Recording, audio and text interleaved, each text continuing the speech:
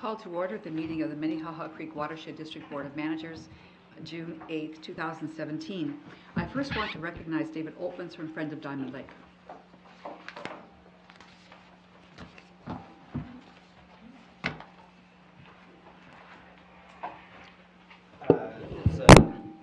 It's a pleasure on behalf of Friends of Diamond Lake to present this certificate of appreciation. Our organization lives because of funding and support from the Watershed District a number of years ago. We also worked with the Watershed District to do our first neighborhood project of stormwater projects called Go Blue. And recently we have completed, I think this is the third year, and have completed a program of blooming alleys. So we felt it was appropriate to, lots of times we fail to say thank you and say we appreciate what we have done when we work with other people and organizations. So we felt it was appropriate to present this certificate of appreciation, and it reads, presented to Minnehaha Creek Watershed District, the success of Diamond Lake Blooming Alleys for Clean Water Project was made possible in part by your generous financial support.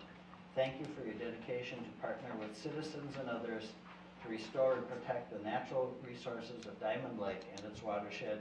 We thank you as well for the key role you played in Friends of Diamond Lake formation. I'd like to present this award to you, and I guess Sherry, as president, you get to, I'm not sure where it goes after this, but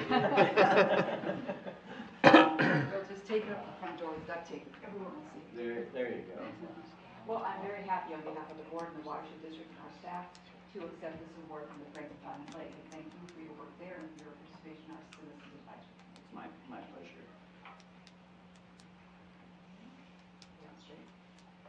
Good enough. Looks good. All right. Great. Thank you very much. Thank you.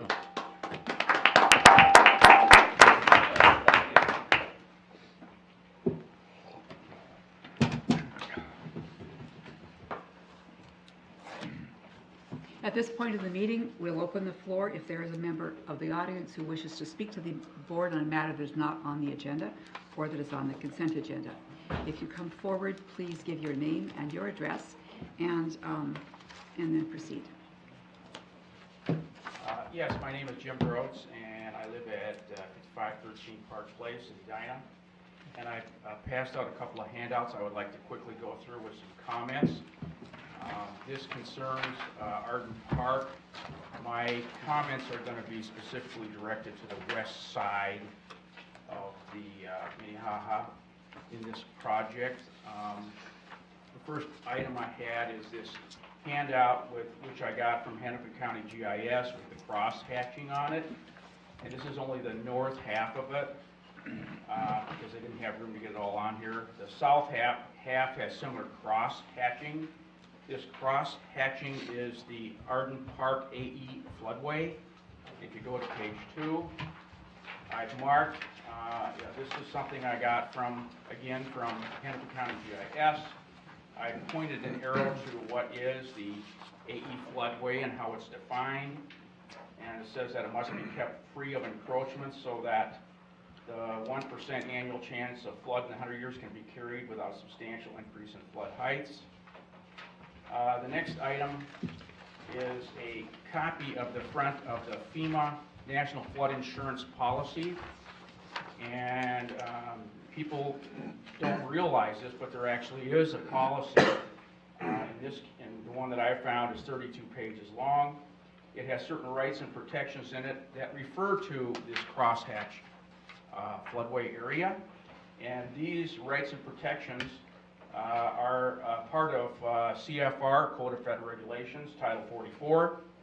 And I wanted to point out that none of this was mentioned at the meetings that were held in Edina on this. The next handout I have is special concerns, and this is the one with the protractor on it as the front item. And I've got marked 45 degree. On the west side of this project, there are some areas where the incline or the grade itself is steeper than 45 degrees. And there's a very steep drop This has to do where the contours converge on the map. You will see that on this, if you look at the front map of that page. I've also kind of included a kind of a collection of items from OSHA that would apply to any construction in areas where there would be steep grades like this, because there are special requirements.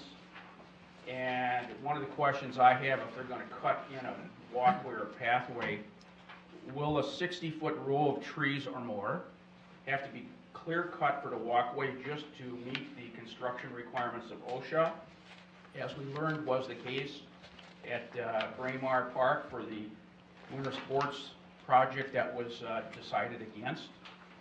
And this all adds to the cost and potential cost overruns. There's also some special considerations in this area on the west side.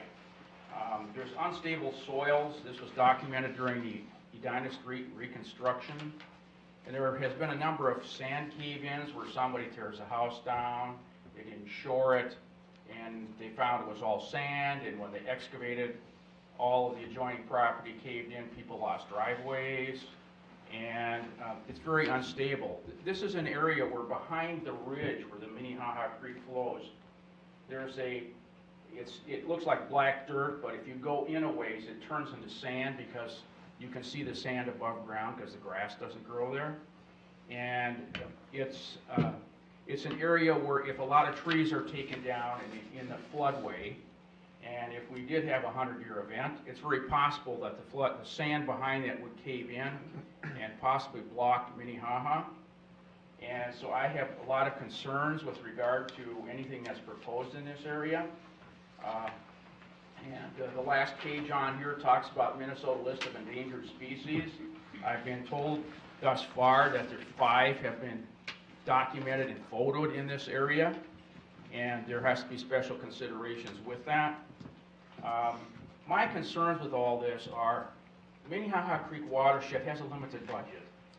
And it appears to me as a taxpayer that, particularly on the west side of this project, this thing could very quickly get out of hand because the costs weren't adequately figured up in advance.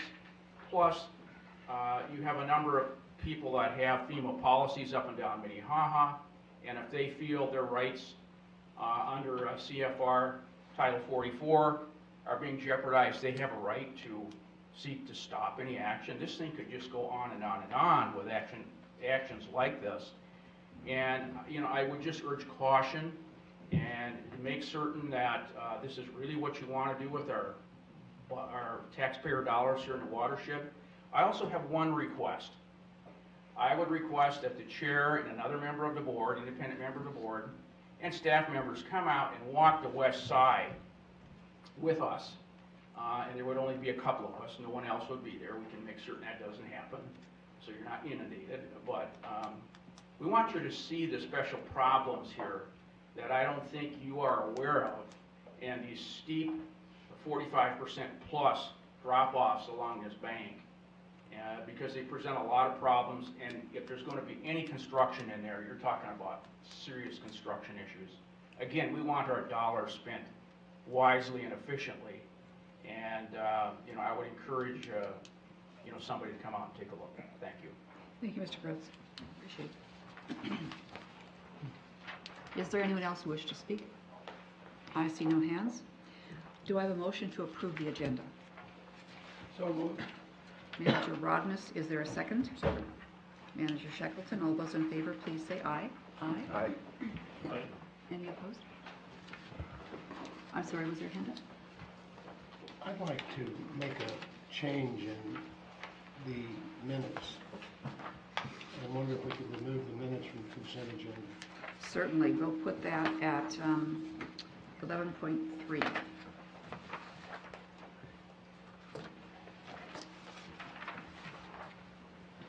And I'd like to add an item that came up during the Planning and Programming Committee that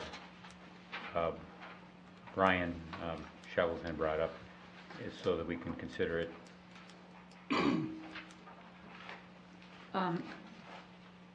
Okay, board discussion items? Yeah. Madam President, I wonder if that's already under the Board Committee and Task Force Reports 8.1, the Policy Planning Committee report. No, be separate.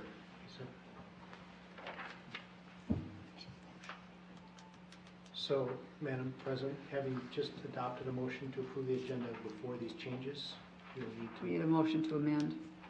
Would So that- move. Second. A motion and second. Those in favor say aye. Aye. So we added 12.2.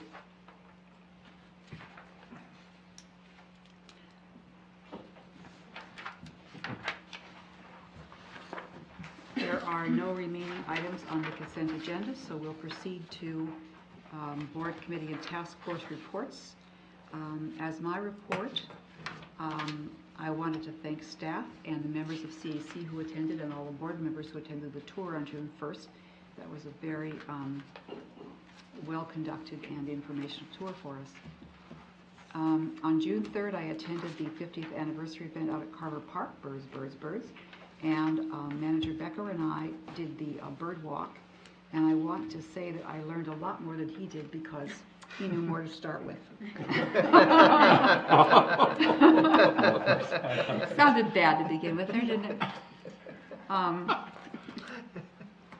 But that was really a good event. I'm glad I went. The Planning and Policy Committee meeting report, Manager Miller. We had a preview of the draft of the comprehensive plan, and that's going to be ready for the board's input currently, and it'll be received, I think, on the 22nd to be, the draft will be distributed for a public comment. And then we had a engaging conversation on a budget on an ongoing fashion that is to be continued. Thank you. The upcoming meeting and event schedule is printed here in the agenda. We will proceed to item 9.1. We'll take 9.1, 9.1A, and 10.1, and 11.1. No, I'm getting ahead of myself. 9.1, Ms. Morgan.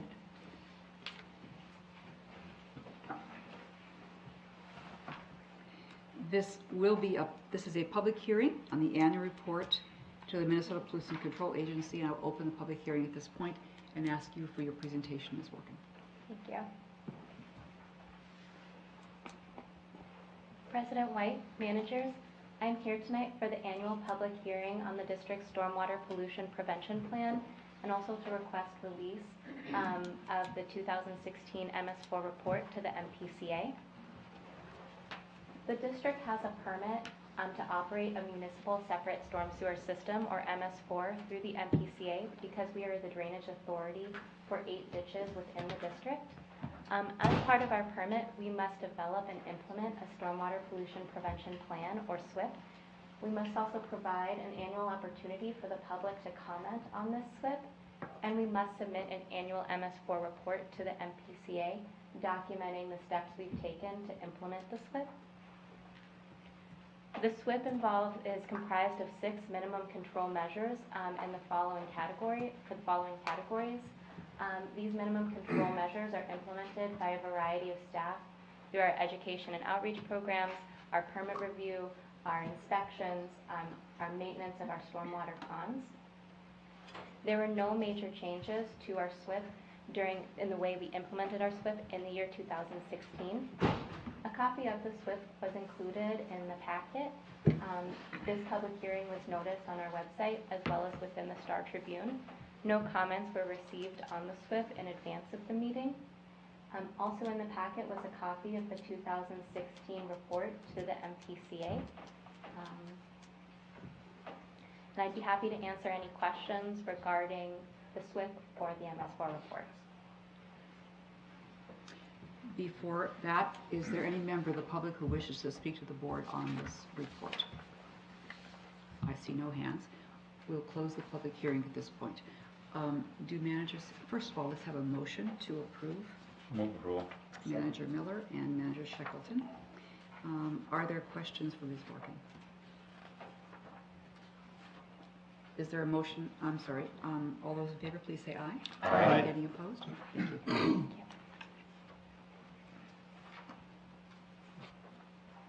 And now we'll proceed to permit 109, the Center Point gas line replacement, and we'll hear also at the same time Resolution 17041, approval of the easement with Center Point Energy. So items 10.1 and 10. Public hearing is closed.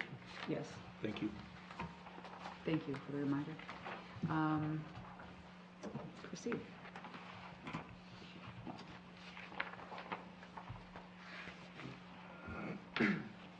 President White, managers, I am here tonight with Renee Clark to present on permit 17109B. This is a permit from Center Point Energy requesting a variance for for a partial replacement of the Metro Beltline gas distribution system between Oxford Street and Spruce Road in the cities of Hopkins and Edina. The Planning and Policy Committee heard about this project on the March 23rd meeting from Mike Heyman, because this project does also entail an easement to Center Point Energy in Cottageville Park. Following my presentation on the permit, Renee will be providing some more information on the easement and requesting board approval. The portion of the project that I'm presenting tonight is part of a larger project. Starting up in St. Louis Park at Minnetonka Boulevard and Texas Avenue, the gas line is being replaced heading south down Texas. When it hits 7, it's going to the west, and then we'll be continuing down Blake Road until it hits Spruce Road. The portion of the project north of Division Street is within the city limits of St. Louis Park, who is the erosion control authority within its jurisdiction. MCWD also issued a permit for that portion of the project between Division Street and Oxford Street, since it was only erosion control. The portion of the project that we're discussing tonight involves the water body crossing and variance portion of the project, as well as all portions to the south. As part of this project, the gas line pipe will be installed through open trench, auger bore, and horizontal directional drill methods. 1.86 acres will be disturbed within the district portion of the project, and 4,800 cubic feet of soil will be excavated.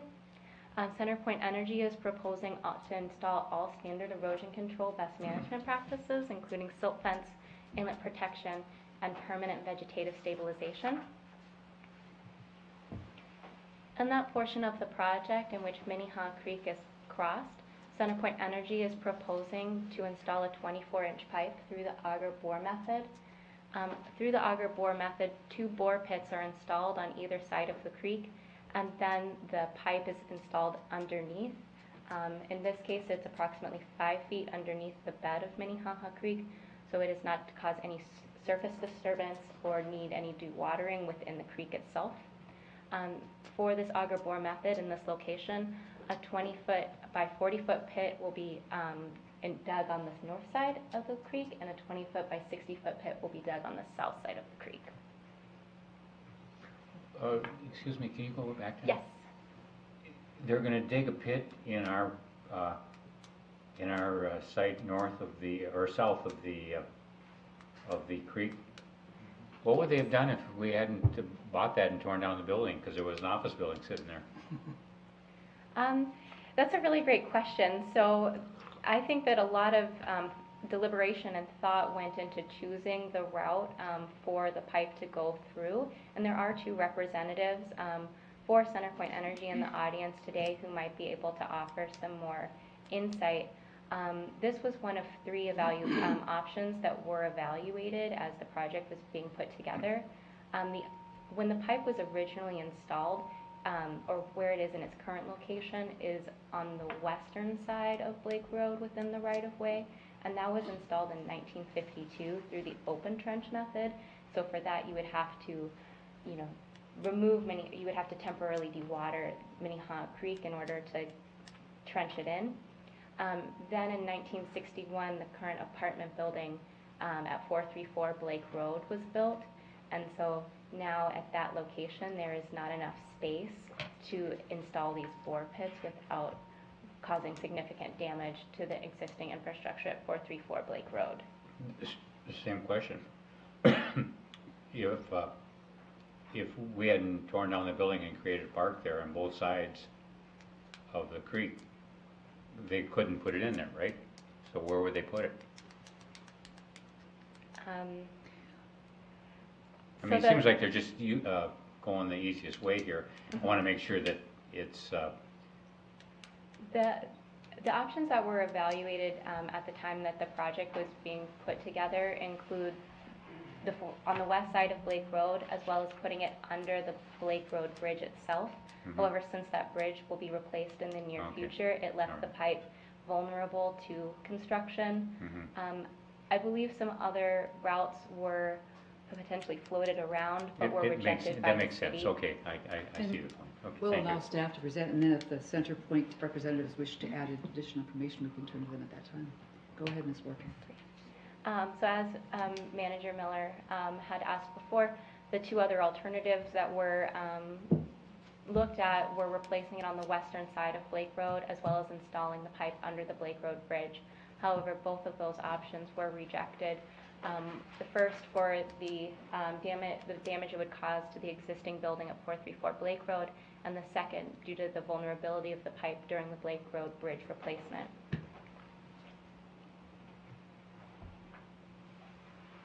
Since this pipe is proposing to be installed via the auger bore method underneath the creek, it was evaluated under Section 3G of the Water Body Crossing Rule. This requires that any directional or any bores under a water body be at least 3 feet below the bed, as well as any bore pits be located at least 100 feet away from the creek bank. The project that CenterPoint is proposing, the bore pits are within 100 feet of the creek, approximately 50 feet on one side and 55 feet on the other. This is proposed so as to minimize damage to the existing infrastructure that is located on the park, as well as to decrease the amount of pipe that is located within the park, and therefore the associated easement and restrictions on the property. Staff feels that due to the structural stability of the bank in this location, the use of dewatering best management practices and the vegetative restoration that will occur, that this is not contrary to the intent of Section 3G.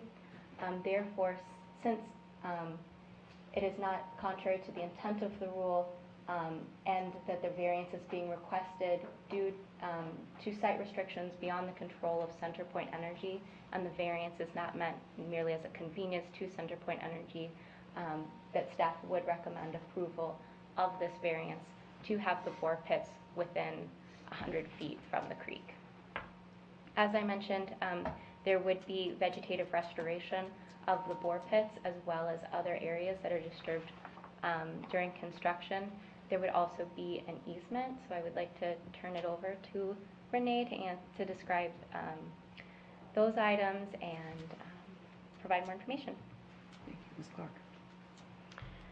Chair White, Board of Managers, before you use a picture of the existing conditions of Cottageville Park pre-construction of the newly built pavilion structure. The easement location as it relates to the infrastructure on the ground is approximated here.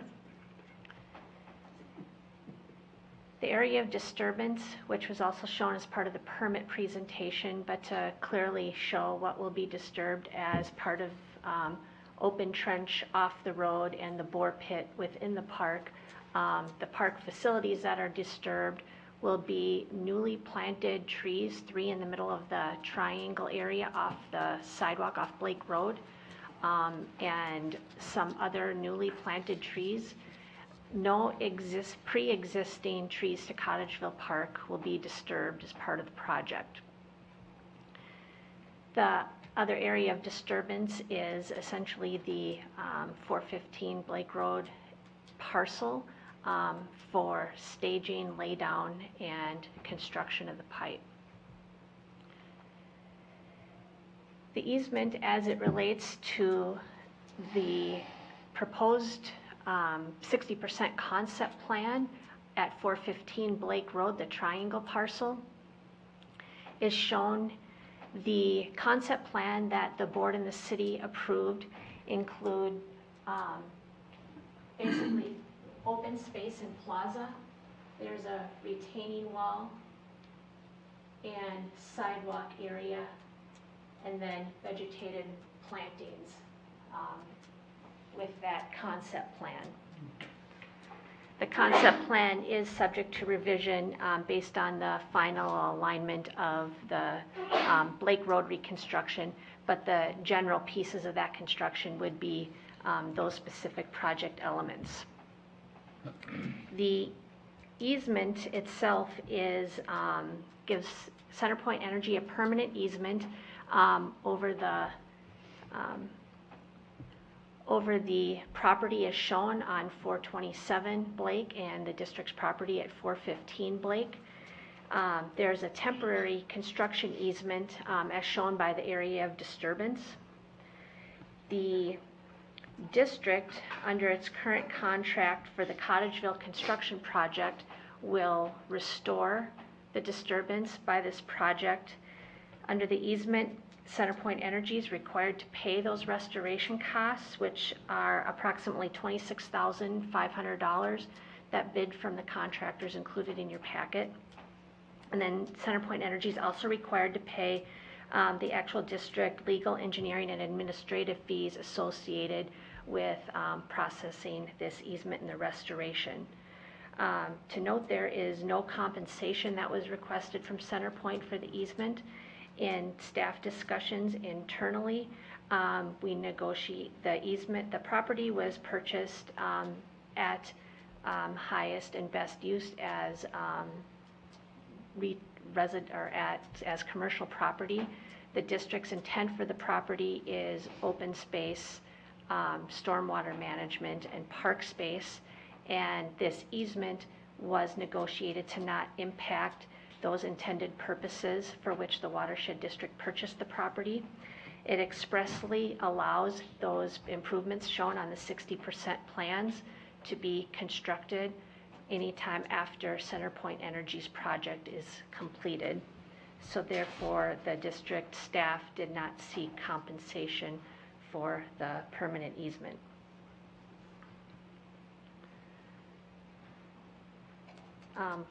With that, Rachel or I'll take any questions, and staff is requesting final action of the easement in addition to the permit tonight. Thank you. Prior to the questions, there a motion to approve permit 17109. So moved. Is there a second? Second. Thank you. Questions? Yes. Why couldn't they put the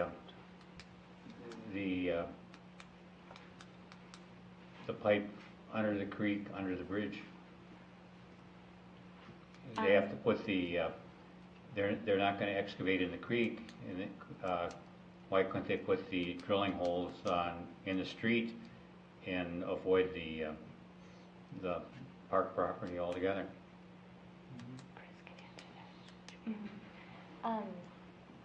We could provide an answer, but if Chris or if a representative from CenterPoint Energy would like to.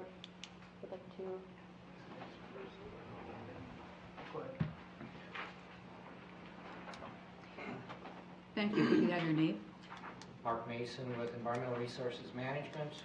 We're consultant to CenterPoint Energy and have helped with the permitting process as it's proceeded.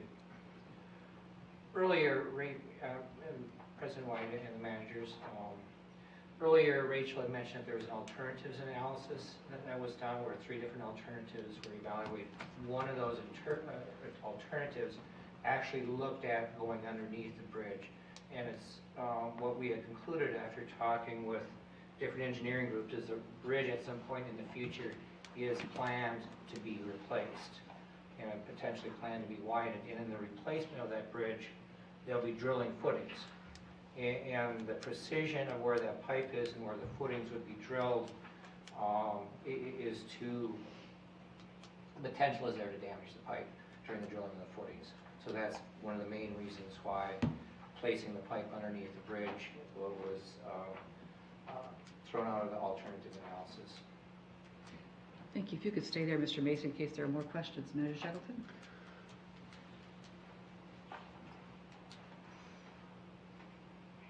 I guess 2 points. In your discussion, you mentioned that there'll be a square point of access into a pit will be dug.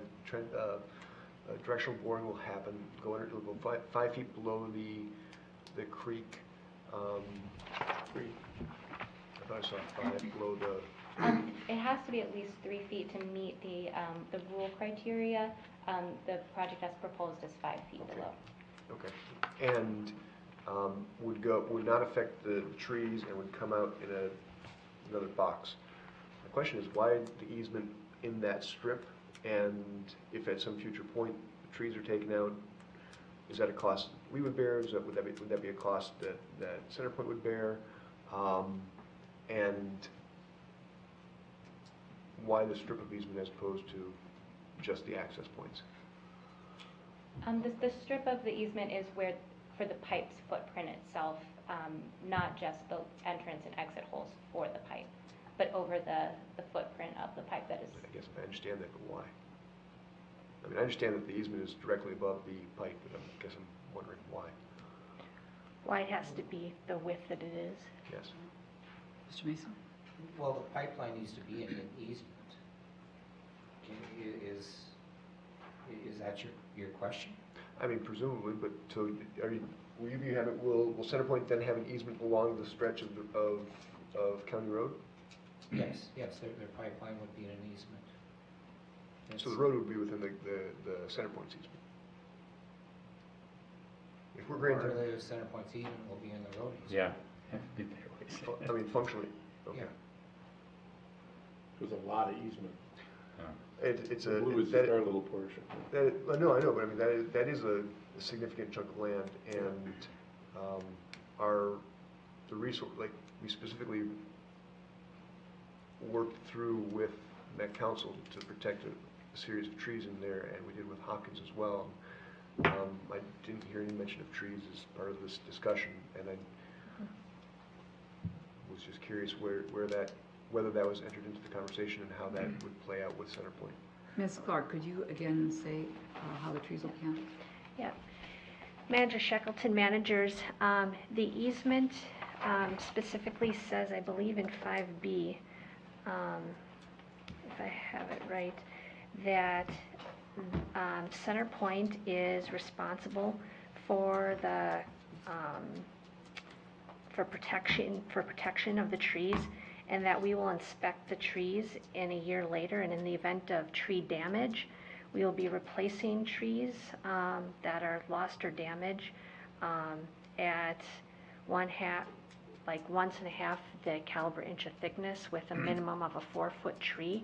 The trees that are actually in the path of the easement are, there are no oaks. Cottonwood look like. There's, I think, a cottonwood and an ash, and then some spruce trees that are actually in the path of the easement.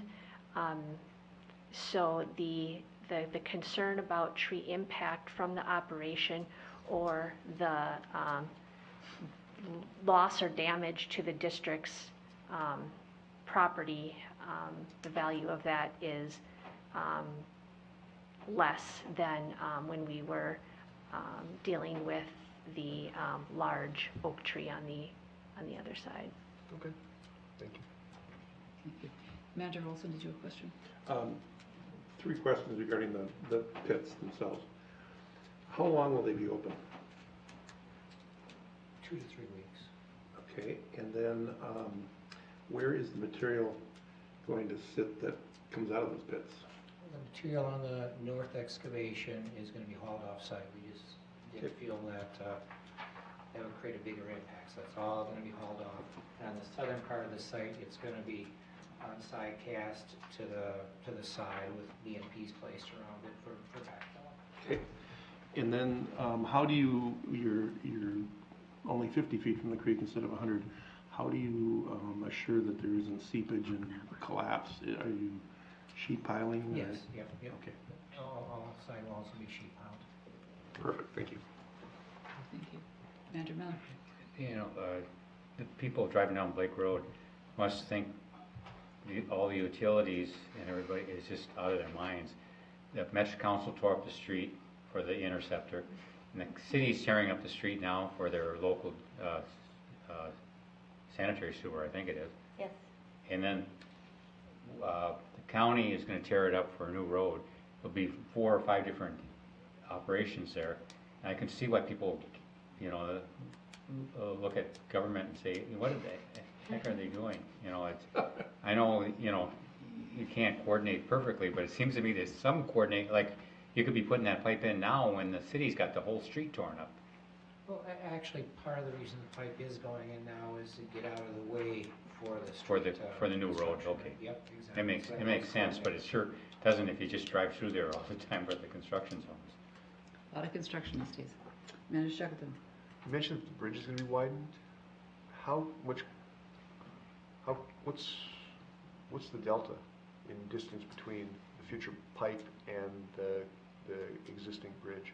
I don't think any of those details have been worked out yet. There was just some discussions that at some point in the future, it might be widened, and that's why it's offset just a little bit, so it wouldn't have to get moved at some point in the future.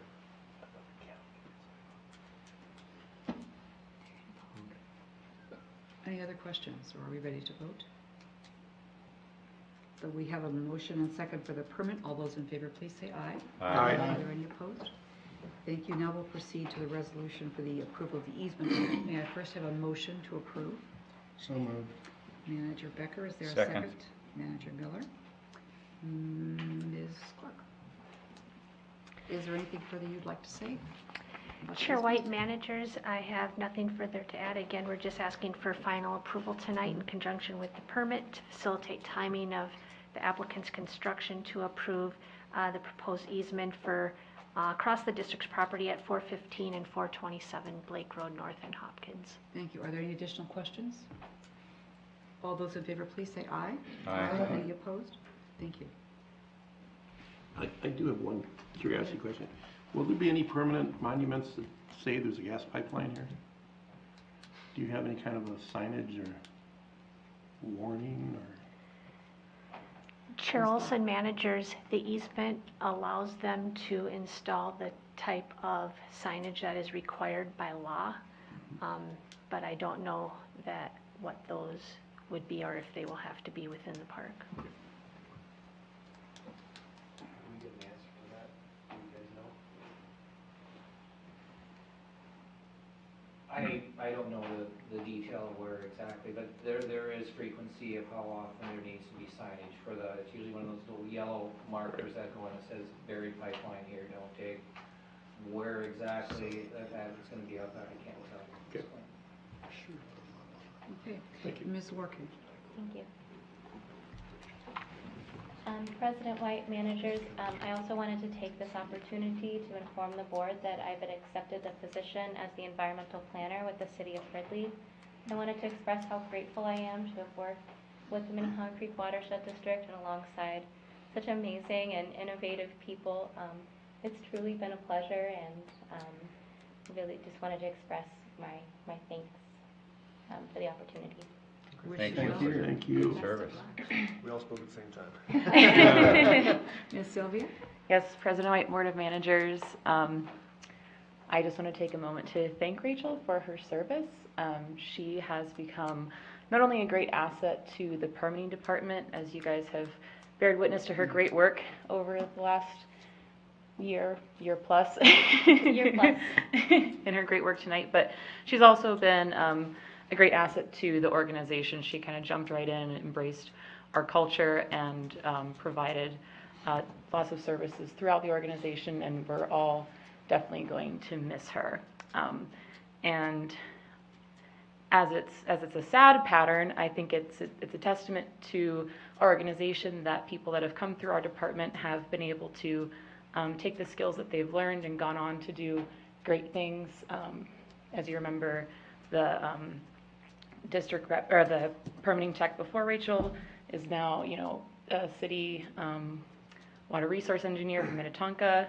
Rachel's now environmental planner, and I think it's a great testament to the great things people go on and do, and so it's just unfortunate we get so little time with them. And so I'm looking forward to working with the board and Lars and the HR plan to work on our strategies for how we're going to keep these great people here just a little bit longer. So, thanks. Great. Good luck in your new job. Thank you.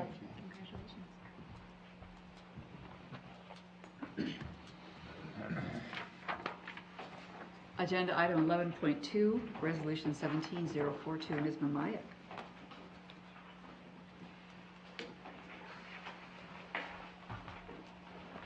So President White, managers, I am before you tonight with a request for board action to approve a restructured Watershed Heroes Awards program, and I am requesting final approval tonight of this RBA so that we can begin soliciting nominations for the award ceremony later this year. So I'll walk through the RBA. I don't have a formal presentation, so we'll just have a conversation. But from 2007 to 2015, the district hosted annual award ceremonies to recognize organizations and individuals who are doing clean water work in the community. It was conceived as part of the district's 40th anniversary back in 2007, and then continued as an annual award ceremony ever since. But over the years, in recent years, it was becoming increasingly difficult to solicit nominations from the community, as well as to generate those nominations internally. A number of reasons for that, namely, it's difficult to have worthy projects develop over a year's time. They often take more time to develop into worthy nominations and worthy of awards. So we had 7 categories that we filled every year. Not every category was filled every year. But we did have a nice award ceremony that highlighted the great work that the district and its partners are doing across the watershed district. However, it became apparent that it was becoming a drain on staff time as well as financial resources for the district. So as part of the program's efforts to assess the effectiveness of its events and also to plan its 50th anniversary events for 2017, the board agreed to put Watershed Heroes on hiatus in 2016. The outcome of that evaluation of our events and our outreach recommended retaining the awards ceremony as part of the 50th anniversary event series. And in fact, we did include that in our event series, and that was approved by the board in December of 2016. And so the awards are planned for our Sunset Celebration, which is the last and final event of our community engagement series. That'll be held on November 2nd at St. Mary's Greek Orthodox Church in Minneapolis. So while this was going on, while we were planning our 50th anniversary series and evaluating our events, the organization was undergoing its strategic planning initiative, where all the program areas were evaluating their effectiveness at reaching the mission and vision of the organization, which was revised and updated in January of 2016. So to address the need to improve focus and program support by the communications program, staff recommended through this process scaling back the Watershed Heroes events, the frequency of the events, so that would free up time for program support and allow for a more impactful awards ceremony. So staff developed a model that based awards on the guiding principles that were adopted by the board in January of 2016 as part of the mission and vision of the organization. Those 5 guiding principles being partnership, innovation, excellence, sound science, and service. In addition, staff developed a Lifetime Stewardship Award named after Cynthia Krieg, continuing the honor that the board bestowed on her posthumously as part of the Cynthia Krieg Watershed Stewardship Grant Fund, which was formed in 2000, the year that Cynthia passed away. Staff believed that this was an opportunity to continue that legacy that the board had bestowed through a Lifetime Stewardship Award. This plan was presented to the Citizens Advisory Committee on May 10th of this year, and had a very good discussion with the Citizens Advisory Committee about not only the slate of award categories, but the interval of when the award ceremonies would take place. I must note also that as part of the model, staff had proposed in the intervening years between the formal ceremonies every 5 years, there would be opportunities for the district to give awards to worthy applicants or recipients out in the community or at board meetings. So we wouldn't have a drought of recognition during those intervening years. During the discussion by the CAC on May 10th, there was support for adding a 7th category, the Youth Naturalist, which was not part of the Guiding Principles awards and the Lifetime Stewardship. And so that is why that was included as part of the proposal tonight before you in the request for board action. So the Citizens Advisory Committee actually voted 3 times. So at first they voted to approve the slate of awards as presented. Then they passed a motion to have the award ceremony every other year. And that passed on a vote of 10-3. After further discussion of the need to free up staff time for program support and to meet the mission and vision of the organization, a second motion passed on a vote of 11-2 to host it every 5 years, with intervening years awarding worthy recipients in the community or at board meetings. And the thought was that this would actually make it even more impactful by having awards ceremonies every 5 years, giving projects and initiatives time to season and develop into worthy projects, award-worthy projects, but also allow us the additional impact of being out in the community, giving awards at in the community, at venues where people gather, so that we're before other audiences versus just here or at an event where we're hosting it. So actually enhancing the impact of these awards. So staff is recommending that we have the slate of awards, the 5 guiding principles, a youth naturalist, and a lifetime stewardship, honoring Cynthia Krieg's legacy. Having that ceremony every 5 years with intervening awards given in the intervening years.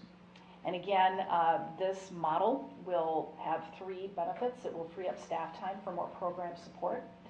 It will allow projects to develop more fully, resulting in more meaningful awards, and also increasing the pool of candidates that are ready for recognition. And also awarding this recognition in the community in the intervening years will enhance the impact of giving out these awards and recognizing the worthy people in the community who are doing the good work. So I'm requesting final approval tonight of the Watershed Heroes restructuring. Move approval. Motion from Manager Miller. Is there a second? Second. Manager Wilson, question? Okay, so you would have a formal event every 5 years, Yes, and in the intervening years, you award those awards to people, correct. and then at the 5-year event, you recognize each one of them for having won what they won.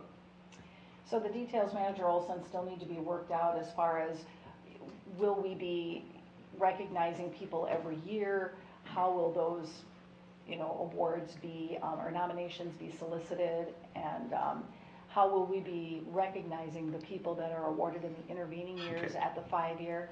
Those details have yet to be worked out, but Okay. definitely planning to make sure that the people who are recognized in the intervening years definitely get highlighted at that 5-year event. Great. Thank you. Manager Miller?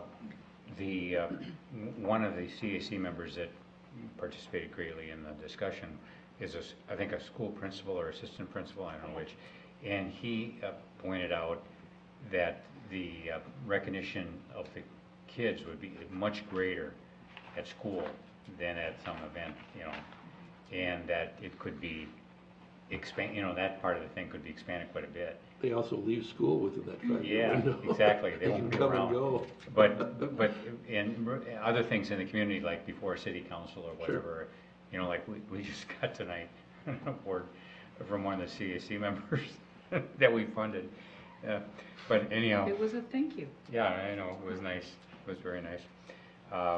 But there's, how do I talk myself out of this? There was a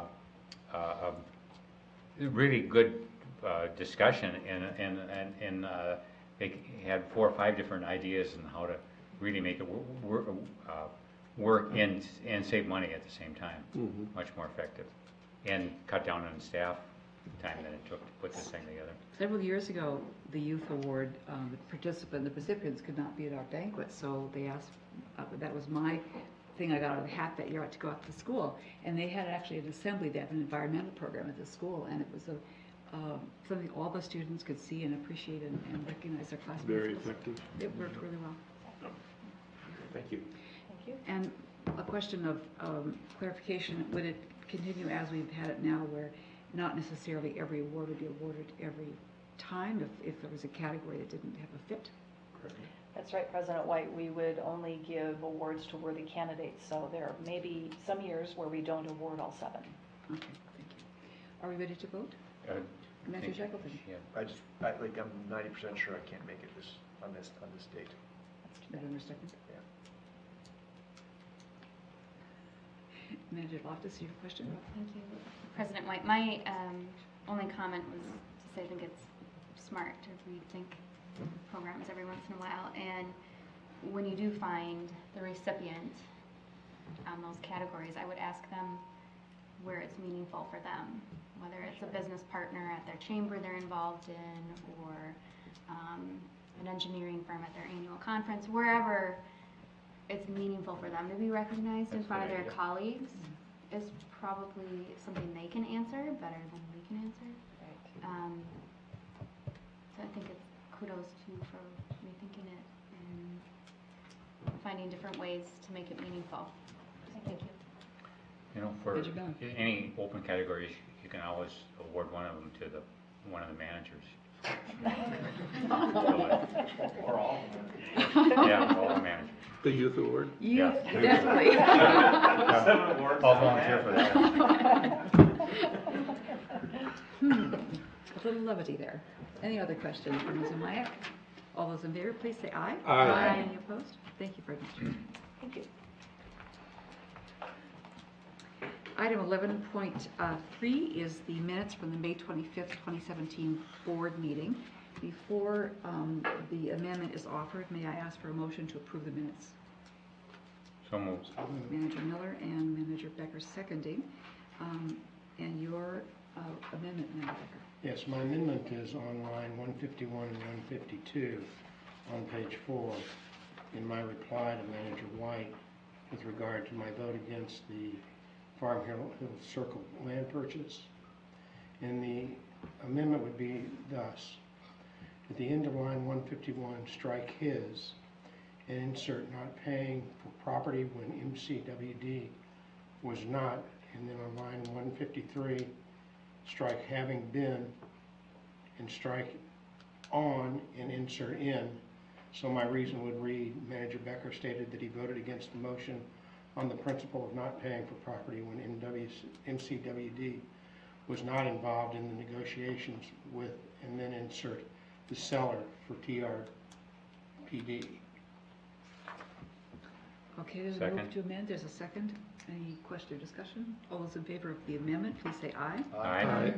All those in favor of the minutes as amended, please say aye. Aye. Any opposed? Thank you. Thank you, Manager Becker. I was going to move that you would pass it. I missed something? You want to I give your handed him the handwritten notes, changes. yeah. Oh. Excellent. I put in the agenda the mod supplemental material because there was one change, I think, really, and that is that the Finance Committee came in and recommended that Instead of capping dues at 7,500, they'd be capped at 12,500. So that will be discussed at the meeting. I just wondered if that made any difference in what board members thought your delegates should know. Manager Leftis. I assume we're at the cap already? They're amending the cap. Right. We are at the cap now, yes, Right, we're so paying this will cost us We're not 5,000. alone, though, there's about a third of Sure. them, yeah. So it'll be a cost impact for us of $5,000. Well, we're paying 4 now. The committee, the strategic planning committee had suggested 7,500 cap, and the finance committee suggesting 12,500 cap. So it 12,000? goes from 4,000 to 12,500. No, I won't support that. There In are- 1 year, Correct. probably? Okay. I thought it was just an incidental increase, that's not incidental. And they're changing the whole scope of the organization and duplicating efforts, I think, in education and legislative stuff. No, I don't support that. Manager Loftus. What were the reasons the finance committee gave? I've read it so long ago, I can't remember. They need it. Okay. Manager Well, Olson. there is fundamentally a range of solutions, from a small increase to the middle one, which is 10,000, going from 4,000 to 10, and then the upper end. And I don't really see MOD going for the upper end money. It was just an upper range. But in the center, where they can afford a budget to go from 118,000 to 224,000, which would pay for a full-time administrator and a lobbyist. That's probably where it's going to end up. So this is that upper range, I'm assuming, that you're mentioning. Yeah, I've never been to a MOD meeting, so, you know, I'm way out of my reference points, but, you know, there's hundreds of these organizations, and the executive secretary does the lobbying. It's the way they're set up, and if they're not equipped to do that, then they got the wrong executive secretary. This is a small organization. I don't know what a full-time executive secretary could spend his time doing, or her time, and then I need a lobbyist in addition to that. Manager Loftus. So I understand they desire to double their budget, but their request is to triple our dues. Shouldn't it be more accurate to, since we double them, and have the cap be 8,000 or 12,500? Or am I applying too simple of math? Manager Shackleton. I'd actually argue that I think the best table is at the very bottom, where you compare the taxable market value. Yeah. And if you look at the bottom 8, I think it is, they're all metro watershed districts. And if you took that if you increase the cap to $12,000, pool that resources, you get $98,000 out of these 8 metro watershed districts. And I would almost argue, I agree with Dick that I have seen significantly more active lobbyists on behalf of a variety of different organizations. Like the Minnesota Corn Growers Association has a more active lobbyist than MOD does. And it's you know, I shouldn't compare, but it's impossible to spend any time at the Capitol and not see who's active and who's not. And MOD could do better. I don't know that this new structure would achieve a better outcome. I know it would spend a lot more money, and if we wanted to advocate more effective and resource-based use to protect our resources. That whole sentence didn't come out right, but if we wanted to apply the way our model of resource protection on a broader scale, I think we can have more effective use of our funds if we had a different model than what MOD is proposing. I have a hard time supporting increasing our expense from 4,000 to 12,000, just primarily because I don't know how that money is going to be spent there, and I don't see the path towards an effective use of that money.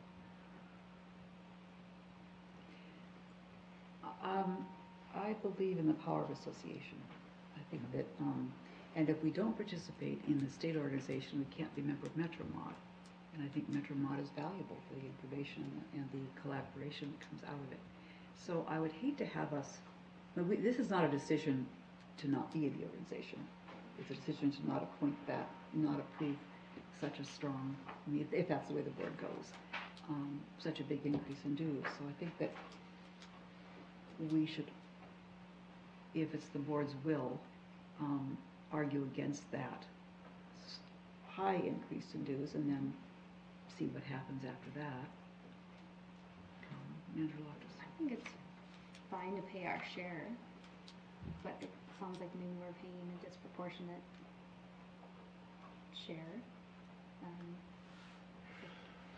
All the metro organizations, watersheds, Would be the same. yeah. I know, but I They mean, if fund you the keep the organization. cap at a Mhm.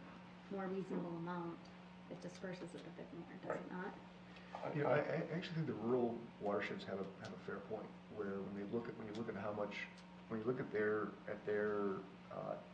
taxable market value, and then look at how much they contribute, it is not on par to our market value to what we're contributing. Having said that, I don't know that we've been getting what we need out of the organization. I think they have been.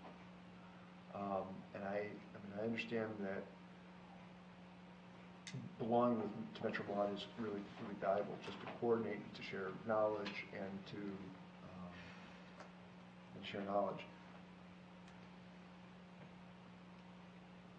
I'd be curious if the administrators have well, I think MetroMod needs to actually form into an actual organization.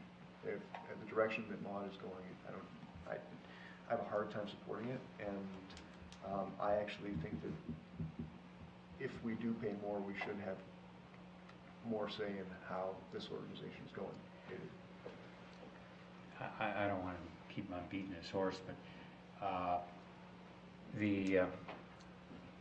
what in the heck could an executive director of the association be doing all year if he's not doing lobbying? It's just inconceivable. Take off January or December and August. I mean, I couldn't figure out what most associations of this size would have contract executive director, professional that runs for different different groups, and you get some economies of scale, and then get and have them professional lobbyists, not a part-time lobbyist on one issue. Because to get noticed, you have to, you might, if you're carrying several different kinds of interests, the legislators get to know you and, rely on you and get it done. But if you only got one interest, how often do they see you? And how often do they have an opportunity to take your expert testimony? Am I hearing both of you correctly when you say you want to get more value for your money? Yeah. Yeah. That's a fair request. And I would expect that under a full-time administrator, the activity would go up, the quality of the organization would go up, the involvement of the lobbyists would go up, and that kind of a thing. We have had very poor performance with lobbying in the last 4 years. Beyond that. Well, I'm just saying, the ones where we didn't even get on toward the end, we were not even in the documentation. That's not okay, so. Of course, Harry Forster was here saying that he understands entirely that the lobbying needs to be beefed up, and that's one of the hopes they have for the new structure. So I would argue that if we're going to pay more, we should be getting a lot more for it than we're currently getting.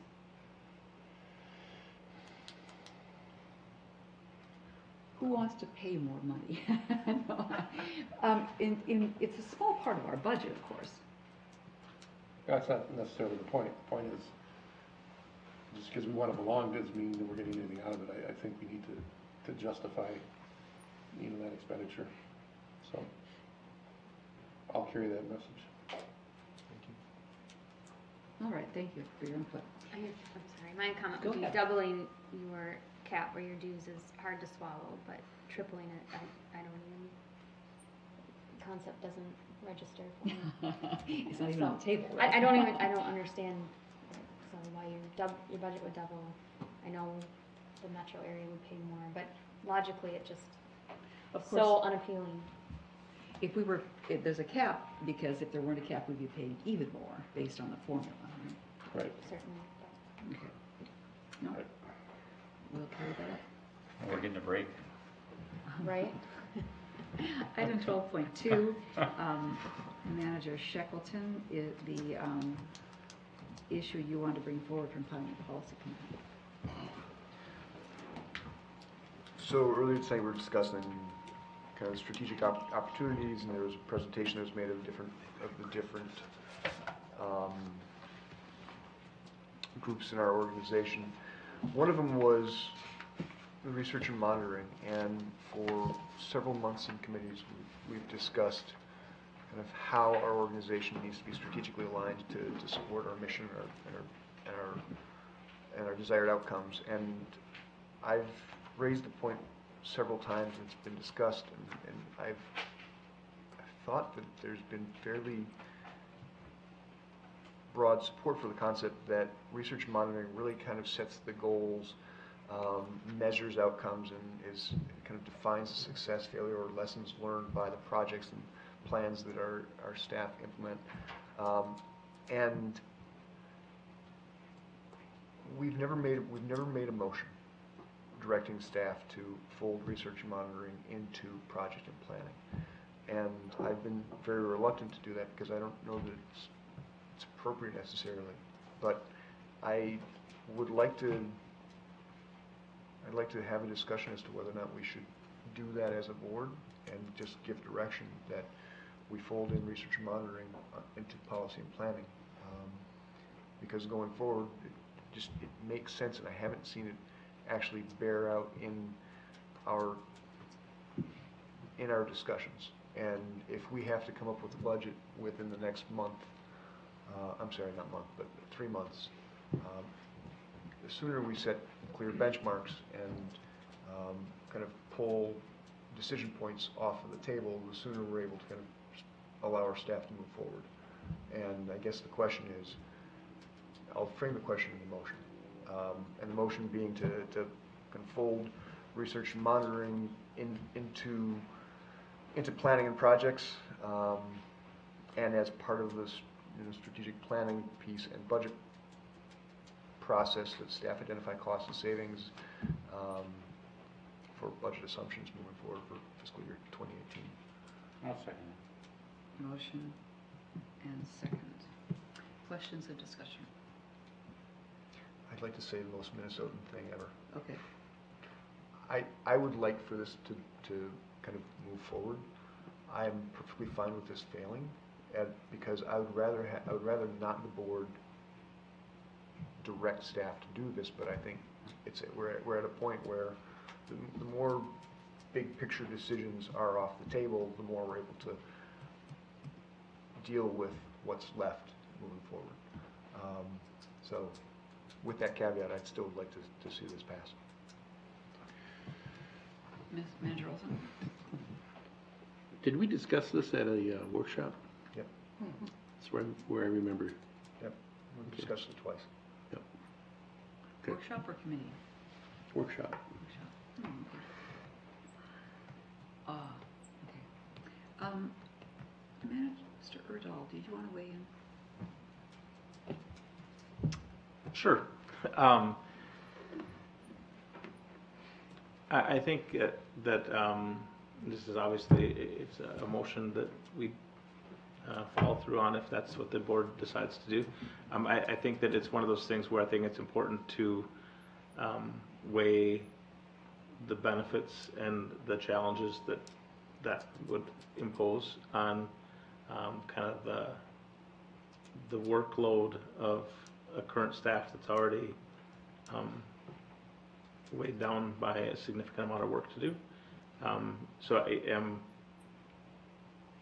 So whether that kind of fits within the realm of the planning and projects area or not, or how that increases their workload, or if that draws their attention and time away from the projects that you have decided are a strategic priority for the organization. I think those are important things to consider. Thank you. Manager Shackleton? I agree, and I mean, as we've been discussing kind of a mission-based focus, and part of the conversation at the committee meeting earlier today was breaking down silos. And I mean, I view this silo as being one that should be, that the operation element of this silo really fits within the core functions of planning and projects. And so I have a sense for how the different staff operate and how they currently do kind of triage needs and goals and how they work across reporting structures. And I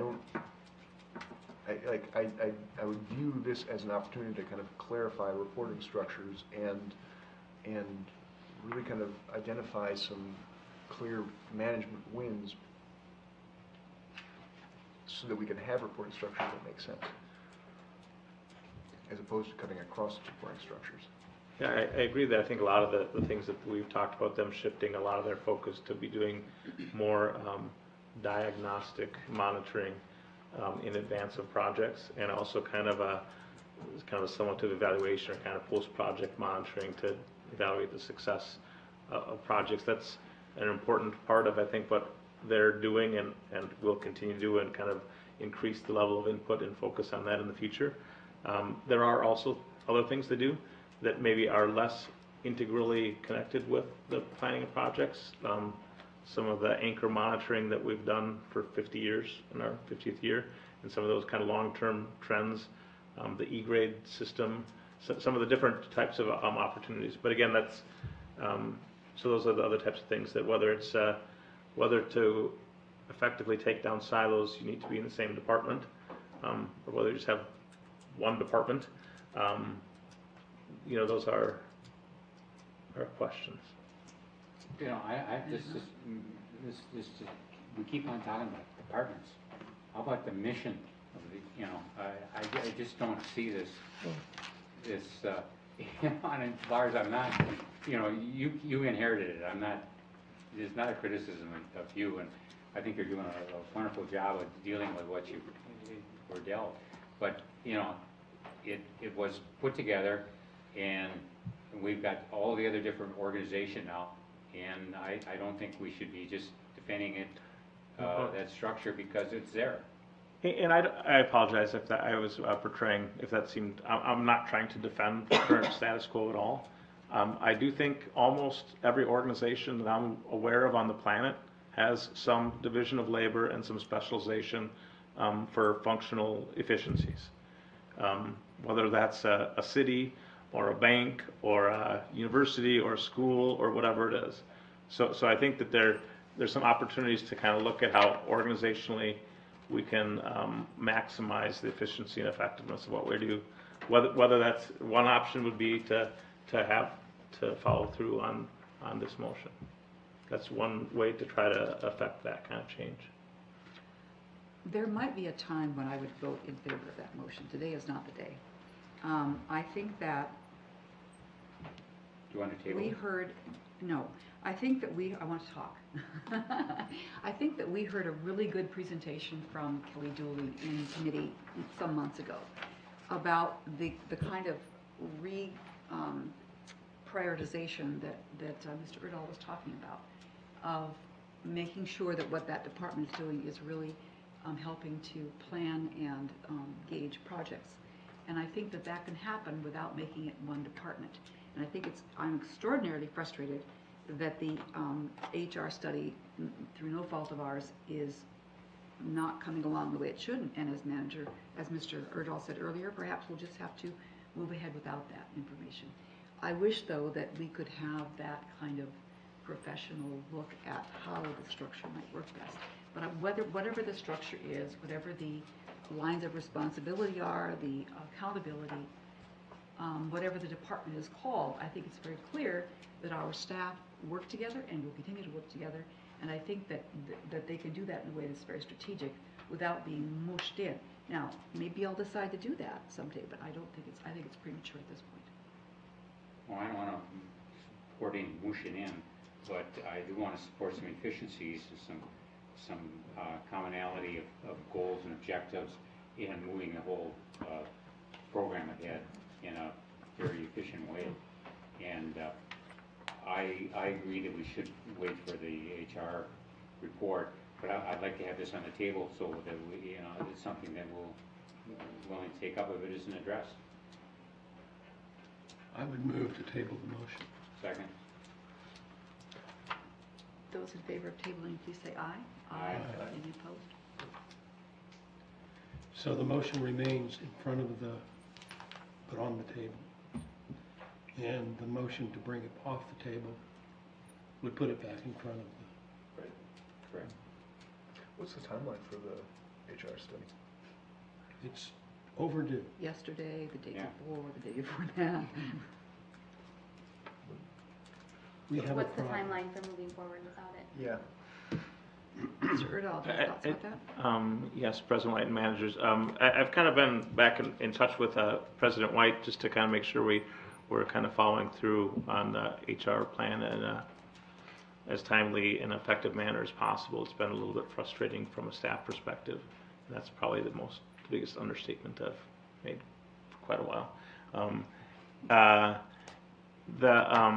The hope was to have some kind of recommendation to result from the study on the 22nd of this month.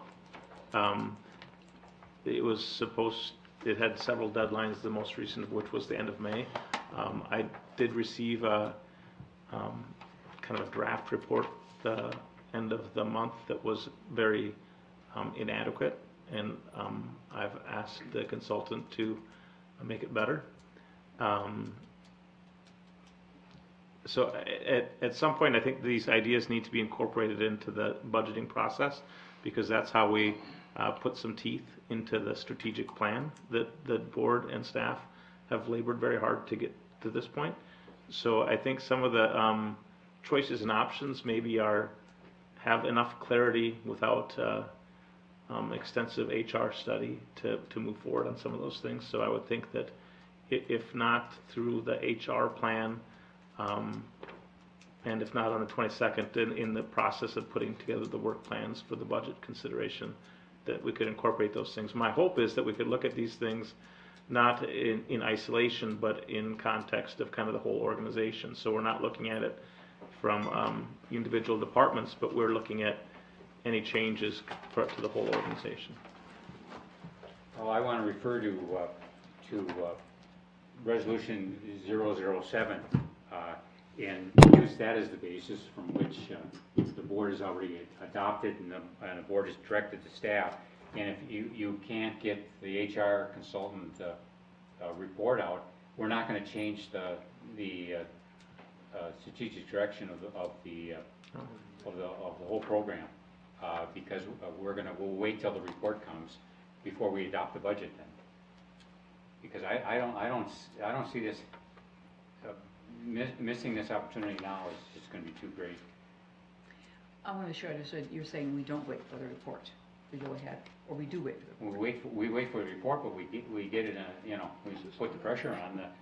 I'll call what's her name, Owens Springstead, and get her to.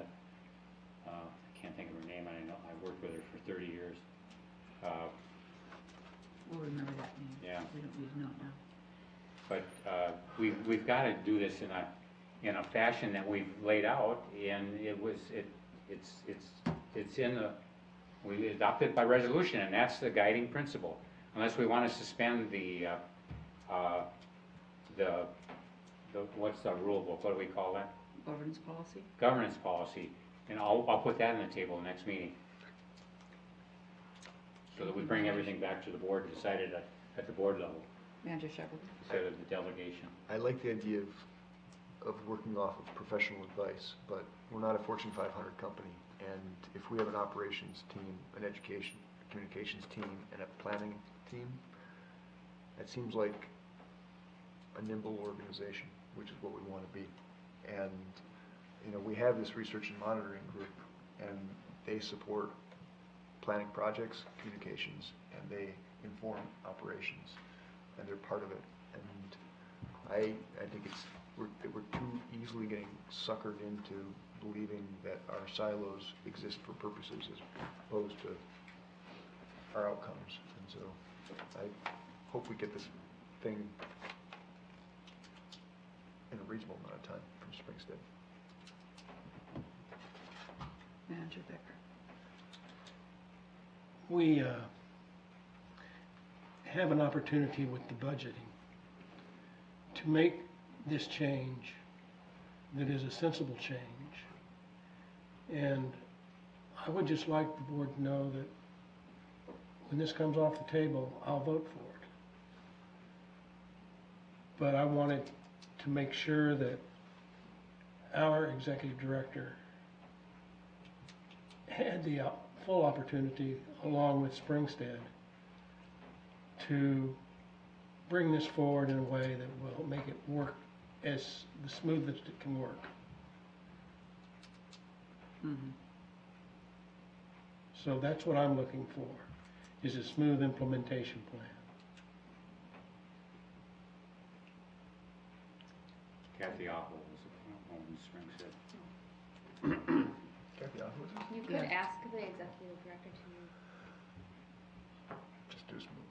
think or present or bring back to the board, either as part of the consultant report or absent it, if it never shows up, or by the end of June with an idea of what a smooth implementation might be. I would make a Or motion. you can let it I would make a, sit. having voted in the affirmative, I'd like to make a motion to revisit the vote to table, and for the purposes of revisiting this motion with the amendment of requesting a timeline and a path. So achieving what you just said by a date. Procedurally, Mr. Smith, how should we go at this? Manager Sheklin is talking about recalling bringing the motion back to the table, but the subject matter he's describing, it's the same general subject matter, but I think a new motion simply to set a deadline for the administrator to bring a recommendation is a straightforward, simple motion that could be made. So we would not have to untable, remove from the table, but just have an additional motion. The intention would, yes. Okay. I guess the intention would be to give Springstead a drop dead and to have them work with Lars to figure out how to make it happen in a way that makes sense and By the 22nd. I'll second that motion. Motion second? Did you get that, Louis? The motion, the motion would be the original motion. And to have the administrator work with Springstead to come back with a plan by June 22nd. What do you mean by the original motion? Original motion was to have research and monitoring put into planning and projects, to identify costs / savings, budget assumptions for fiscal year 2018 budget process, and the amendment to this would be for Springstead to work with the administrator. To bring back a plan to effect that. By the 22nd. I find it troubling to combine them. Because you're saying, let's get the consultant to weigh in and let's tell her what she has to say. She's overdue. Well, I know that. That's on her. I think. Well, you could ask that it be one of your options that she presents to you. I mean, she might have a better recommendation that solves everyone's problems, but you're clearly interested in a specific option that you'd like to see her suggestions on. On how to implement that. And we still have to vote to implement the change. So I think this is what we need to do, if you want to accomplish that, is someone has to move to remove it from the table, and that's not debatable. And then once it's on the table, then you can move to amend it. I thought No, he Louis said, said just, it'd be simpler just to make a new motion. And Oh, President, well, Manager Shackleton, I didn't understand that you wanted to incorporate all the other discussion. All right, in your other motion. I make a motion to move from the table, Second. previous motion. Those in favor, aye? aye. Amend. Move to amend the existing motion with everything we just discussed. How's that?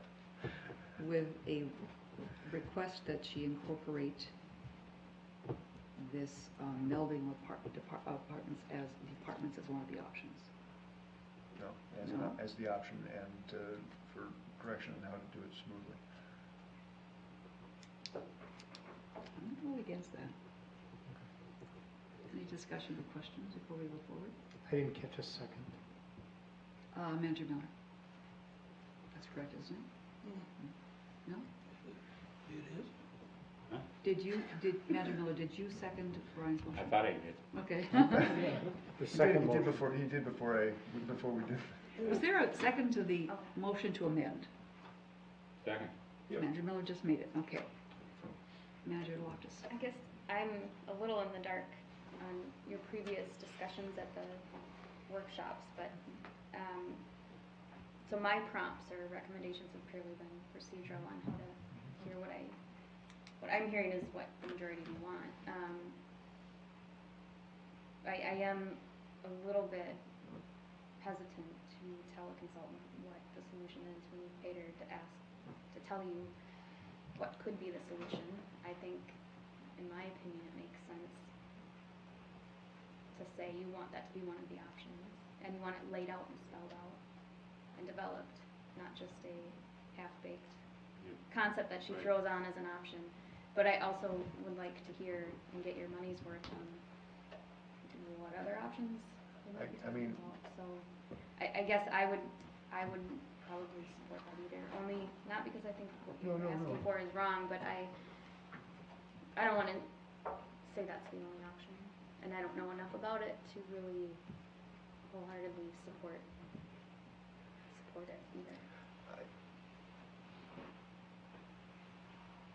So if you Wait, amended no, your no, no, motion no. just a teeny bit to say an option, not the option, I would be supportive of it. I guess I wish I knew what the other options would be, because I mean, Right. which is, kind of. How about this? As a friendly amendment to your motion, if you changed it to say an option, and given the delinquency of the report and the uncertainty, if that report is not presented on June 22nd, we receive a detailed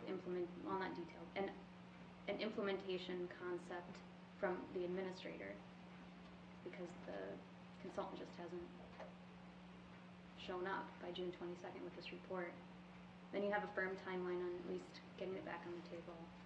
And hopefully this is a pretty big wake-up call to the consultants on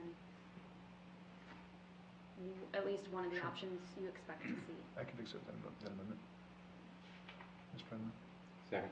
As made much clearer and simpler and prettier by our legal counsel, I'm sure. Hopefully. Where do we stand procedurally? Well, Madam President, as I understand it, you voted to take first of all, you never voted on a motion by Manager Shackleton and Manager Becker to give a firm deadline for a plan. Correct.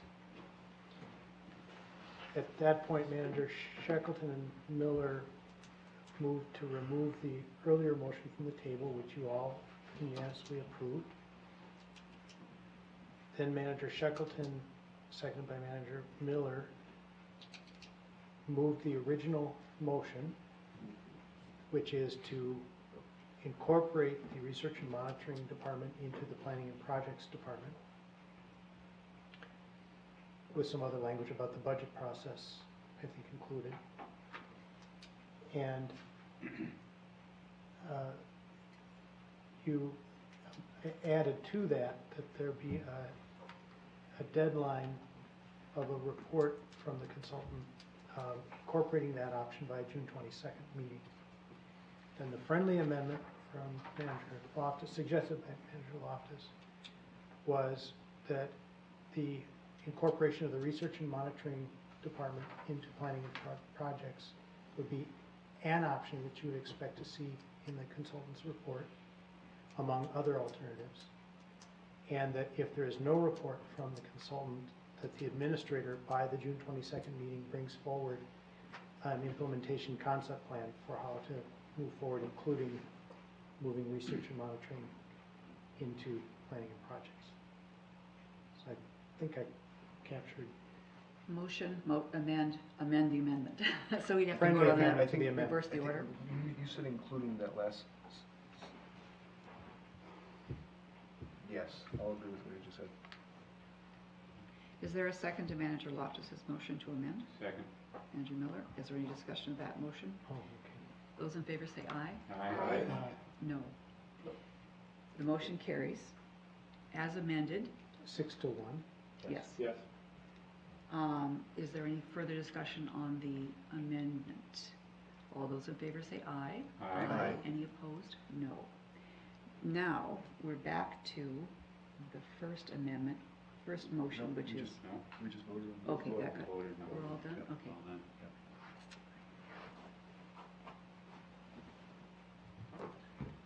Anything else? And we'll move to the administrator's report, Mr. Erdahl. Thank you, President White and managers.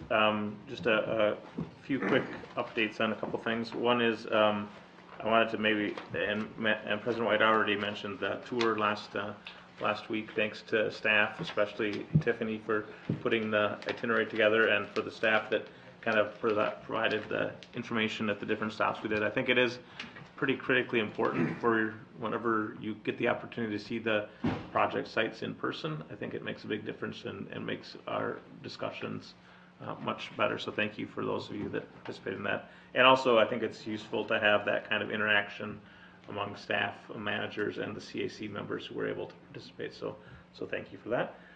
Also, thanks to Renee and James and actually Manager Miller, who just stepped out, for kind of shepherding some of the issues with Arden Park in the city of Edina.